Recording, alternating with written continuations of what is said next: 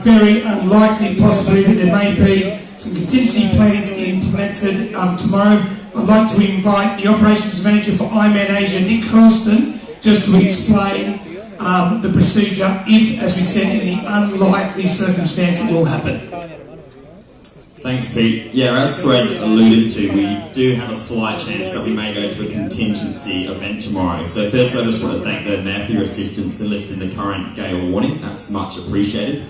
In the event that we cannot swim tomorrow, we'll basically go to a duathlon.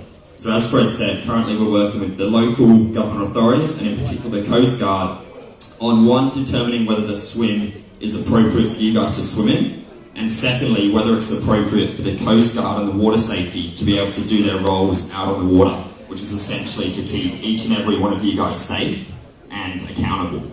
So in the case that we do go to a duathlon, we'll be able to advise you guys by the latest 5:30 AM. And we'll do that via transition commentary team and at the swim start. So you guys will hear that through Pete and Wick tomorrow morning. We will commence with a 3-kilometre run. So we've replaced that 1.9 kilometre swim leg with a 3-kilometre run.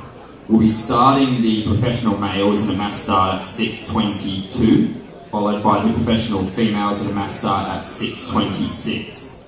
We will then follow with the rolling age group start at 6:45 AM, and we're planning to pulse 2 athletes every 5 seconds. So again, pending starting numbers, it'll take us approximately 50 minutes from the first age group athlete to the last age group athlete. The race would commence from the current bike mount line. So if you guys were over at transition earlier today, you would have seen that arch that's in place. The race will start from there, and you'll head out approximately 1.5 kilometres on the 21.1 kilometre run course, return back to transition, and then the flows will remain the same as you head out and do your 90 kilometre bike course and onto the 21.1 kilometre run course. So again, we'll give you guys that information at the latest at 5:30, but again I just wanted to give you guys a quick overview so that you can be mentally and physically prepared for either option. But again, we're hoping that we can go ahead with the swim tomorrow.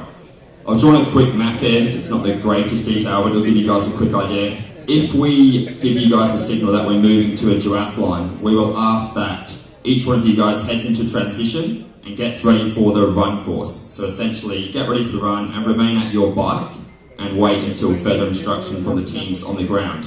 We will then move you guys into that orange area, which was where you guys took your photos with your bikes that you checked in earlier today, and we'll hold you guys in there. Again, as I said, we'll then feed you guys out onto the road, into the yellow arch, and then we'll be starting with 2 athletes every 5 seconds until we've got you all across the line. When you come back from the run course, you'll follow that green line that I've implemented, which essentially merges in with the current swim exit, and you'll head into transition, and as I said, you'll head out on the bike course as originally planned. Next slide, please. So in terms of adjusted cut-off times, we've basically given you guys 25 minutes after your individual start time to complete the 3 kilometres. You've got just over 8 minutes a K, or 8 minutes 20 a kilometre, to complete that first 3 kilometre run. If you don't do it within that time of 25 minutes, you will receive a DNF on your results. The run 1 and bike cut-off time would be adjusted to a 4-hour 45 minutes after your individual start time. So again, if you don't do it in 4:45, you will receive a DNF on your results. And just to note, if you are a swimmer in a relay team, you can run the first leg. So note that, please. That might not be ideal if you know that. But relay runners can run with the swimmer.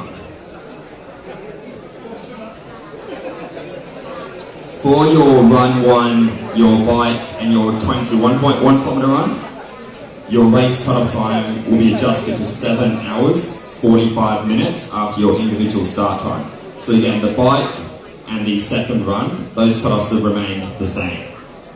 So should you be able to make it into T2 before the bike leg of the race is officially closed at 12:30 PM, but over the 4 hours 45 minutes individual cut-off time, you would then receive a DNF and not be eligible in the results or for a 2020 Ironman 7.3 World Championship slot.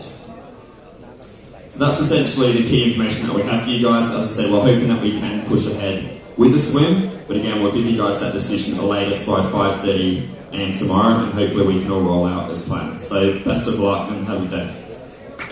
All right, thanks, Nick. We're going to keep moving along.